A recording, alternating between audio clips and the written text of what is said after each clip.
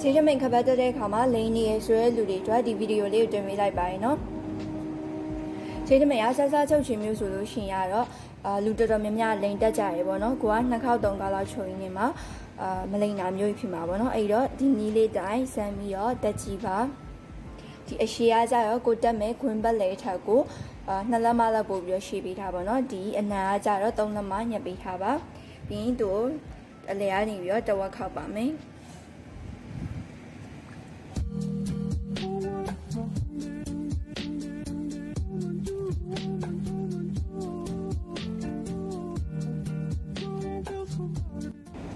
လဲတဝက်ခောက်ပြီးပြီဆိုလို့ရှိရင်ကိုကြိုက်တဲ့တစ်ဖက်ကိုနောက်ထပ်2စိတ်ထပ်ကောက်ပါမယ်နော်စင်တီနဲ့ဆိုလို့ရှိရင်တော့ 0.5 cm လောက်ခောက်ပြီးပါပြီးတော့အဲ့ဒါလေးကိုမီးဖို့ဖိပါမယ်တကယ်လို့ကိုတာမီးဖို့ဖိလို့ရှိရင်ခောက်ယူရမပေါ်တဲ့သားဆိုလို့ရှိရင်ဒီဟာလေးကိုကောက်တုပ်ပြီးတော့ဖိပေးပါ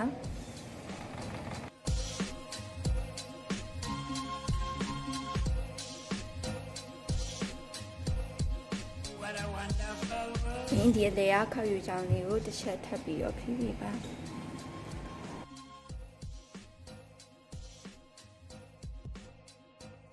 စကြပါမယ်နော်တို့ဒီတဲလေးကိုတစ်လက်မလောက်ခောက်သွင်းပေးပါနှစ်စိတ်ချုပ်ပါမယ်နော်စင်တီနဲ့ဆိုရင်တော့ 0.5 cm လောက်ချုပ်ပေးပါ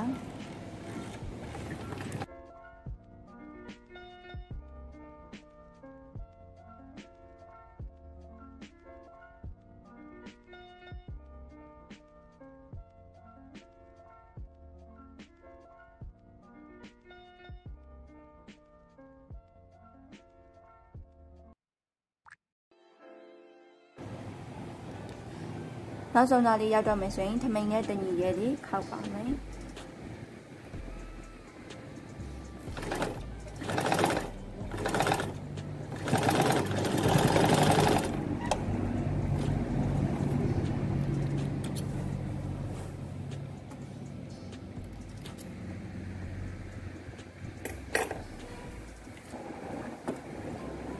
ပြီးရင်အလားဘက်ကနေပြီးတော့ပြန်ကုန်ချုပ်ပါမယ်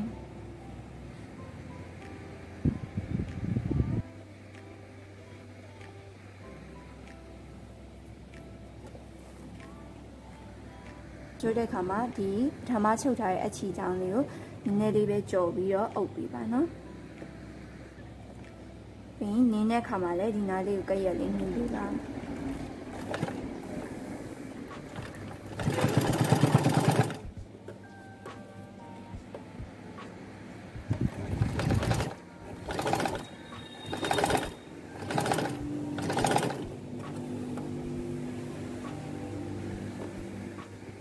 အကြည့်ကြောင်းလေးမြင်အောင်လို့ရှိရနောက်ကို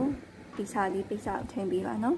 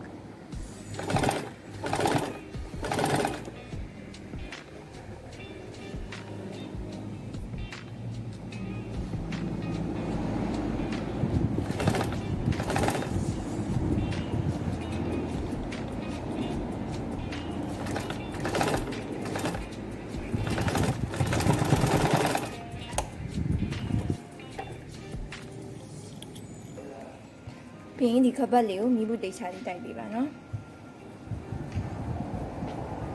ကဲလို့ကိုကလိန်ညာမျိုးတွေနည်းနည်းပါးပါးရှိရဆိုလို့ရှိရင်လည်းမီးဘူးနဲ့ဖြည့်ပေးလို့ရပါတယ်အဲ့တော့မီးဘူးတိတ်ချလေးတိုက်ပေးပါ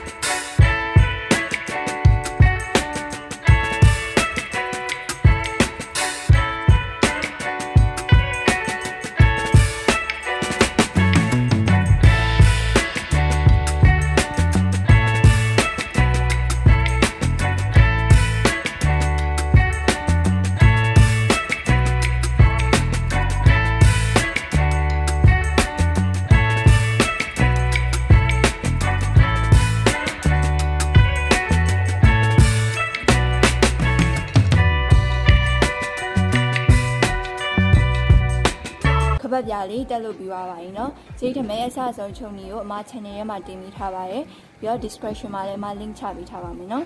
အားလုံးပဲရမယ်လို့ထင်ပါတယ်ဆိုတော့နောက်ဗီဒီယိုတွေမှာပြန်ပြီးတော့တွေ့ကြရအောင်